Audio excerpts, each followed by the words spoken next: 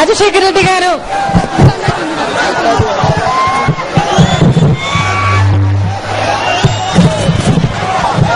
SLC ఆధునీకరణ పనులు రాజశేఖర రెడ్డి గారు ఉన్నప్పుడు తాను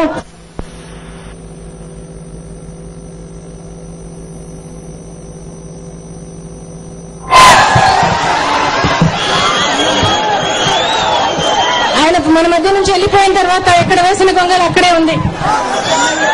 మరి అంతేకాకుండా రాజశేఖర రెడ్డి గారు గ్రామాల యూనిట్ గా తీసుకుని ఆ రోజు ఇన్సూరెన్స్లు ఇవ్వడం జరిగింది మనకు. ఎందుకంటే అనంతపురం జిల్లా చాలా కరువు ప్రాంతం, మరి అక్కడ చాలా కష్టపడే వాళ్ళు ఎక్కువ మంది అని చెప్పి ఆయన గ్రామాల యూనిట్ గా తీసుకొని చేయడం జరిగింది. మరి ఆ రోజు రాజశేఖర రెడ్డి గారి కాలంలో ఒక సంవత్సరంలో 641 కోట్లు ఇవ్వడం కూడా జరిగింది. మరి ఆయన మన మధ్య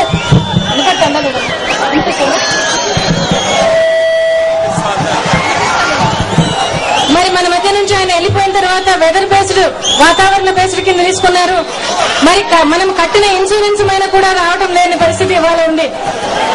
మరి అదే కాకుండా శనగ పంటకు ఆ రోజు వచ్చి రాజశేఖర రెడ్డి గారిని దీనికి కూడా ఇన్సూరెన్స్ ఇవ్వాలని చెప్పి అడగడం జరిగింది. రాజశేఖర రెడ్డి గారి టైంలో అడిగితే ఆయన మూడు యూనిట్లుగా చేసి ఇవ్వడం జరిగింది.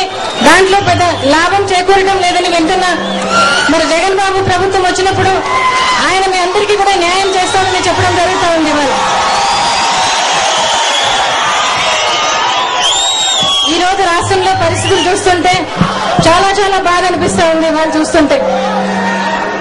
మరి ఈ రోజు ఏ సామాజిక వర్గం అయినా గాని, ఏ ప్రాంతంలో అయినా గాని, ఏ జిల్లాలో అయినా గాని ఏ ఒక్కరైనా సంతోషంగా ఉన్నారా అంటే లేదని అనిపిస్తుంది. ఒక్కోసారి ప్రభుత్వ పాలన ఉందా అంటే లేదనే చెప్పాల్సి వస్తుంది, అనుమానం వస్తుంది ఇవాళ. మరి మహానేత రాజశేఖర రెడ్డి గారు రెండు సార్లు ప్రజల చేత ఎన్నుకోబడిన ముఖ్యమంత్రి అకస్మాత్తుగా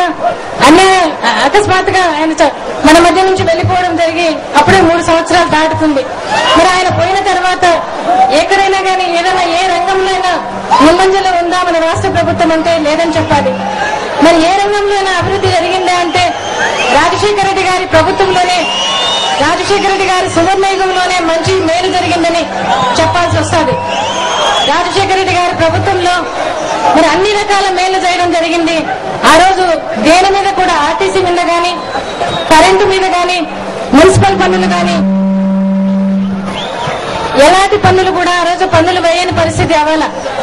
మరి రాజశేఖర రెడ్డి గారి ప్రభుత్వం అందరికీ కూడా, ప్రతి ఒక్కరికి కూడా ప్రభుత్వం అనేది ఉంది అని భరోసా ఇచ్చారు అవ్వాల.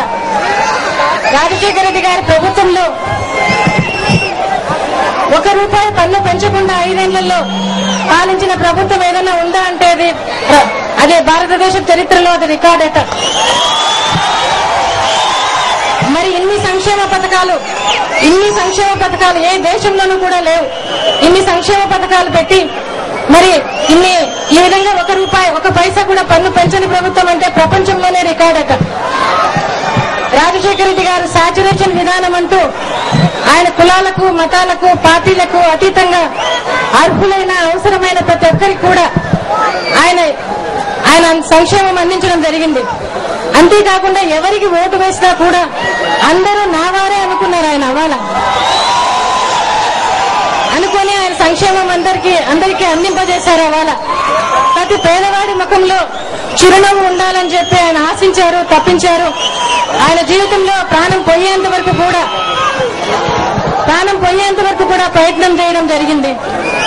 రాజశేఖర రెడ్డి గారు మరి ఒక పెద్ద కొడుకుగా వృద్ధులకు పెన్షన్, అభయహస్తం అందించడం జరిగింది. అదేవిధంగా రాజశేఖర రెడ్డి గారు వికలాంగులకు, వితంతువులకు పెన్షన్ భద్రత కల్పించడం జరిగింది. మరి విద్యార్థులకు ఒక తండ్రిగా ఫీజు రియంబర్స్మెంట్ తీసుకురావడం జరిగింది. నిరుద్యోగులకు ఒక అన్నగా, చదువు లేని వాళ్ళకు కూడా న్యాక్ లాంటి సంస్థలతో ట్రైనింగ్లు ఇచ్చి ఉద్యోగాలు ఇప్పించడం జరిగింది. స్వతంత్రంగా ఏదైనా పెట్టుకుంటాము అంటే వారికి బ్యాంకు లోన్స్ ఇచ్చి చేయూత ఇవ్వడం జరిగింది. మరి తోబుట్టువులకు భర్తలతో ఏ బాధ తీసుకోకుండా మరి పావలా వడ్డీ రుణాలు ఇచ్చి లక్షాధికారులు చేయడం జరిగింది. రాజశేఖర రెడ్డి గారి టైంలో ఉండడానికి ఇల్లు ఇవ్వడం జరిగింది. రాజశేఖర రెడ్డి గారి టైంలో మనం తినేదానికి తిండికి ₹2 కిలో బియ్యం ఇవ్వడం జరిగింది, ప్యాకేజ్ ఇవ్వడం జరిగింది. మరి రైతులకు అన్ని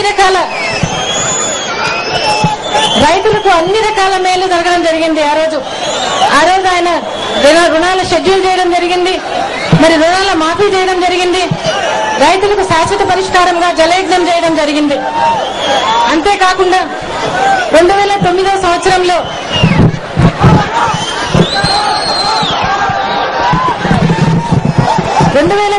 ఎలక్షన్లప్పుడు ఆయన 2 ప్రామిసులు చేయడం జరిగింది. ఒకటి 7 గంటలు ఇచ్చే ఉచిత విద్యుత్ 9 గంటలు ఇస్తానని చెప్పడం జరిగింది. మరి మనిషికి ఇచ్చే 4 కిలోల బియ్యం 6 కిలోలు ఇస్తానని చెప్పడం జరిగింది. అంతకుముందు 5 సంవత్సరాలు కరెంటు బిల్లు పెంచలేదు. మరి అది వచ్చే 5 సంవత్సరాలు కూడా పెంచము అని చెప్పడం జరిగింది. కానీ రాజశేఖర రెడ్డి గారు రెక్కల కష్టం మీద వచ్చిన ప్రభుత్వం మరి ఆయన మాటలను తుంగలో తొక్కింది. ఆయన సంక్షేమ పథకాలను కూడా లేకుండా చేయడం జరుగుతూ ఉంది.